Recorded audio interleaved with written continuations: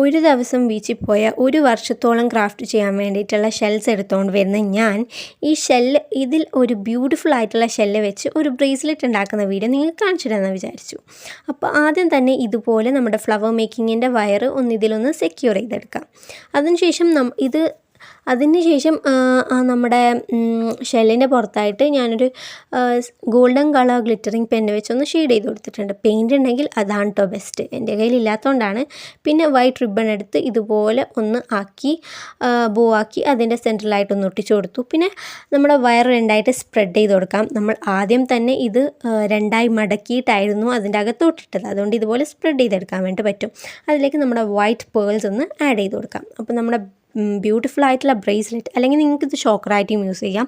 ചോക്കറായിട്ട് use ചെയ്യുന്നതാണ് കുറച്ചും കൂടി ഭംഗി കാണാൻ വേണ്ടിയിട്ട്. നല്ലൊരു മെർമെയ്ഡി, നല്ലൊരു വൈബ് തരുന്ന, നല്ലൊരു കോട്ടേജ് കോർ വൈബൊക്കെ തരുന്നുണ്ട് കേട്ടോ. അപ്പോൾ ഇത്രയുള്ള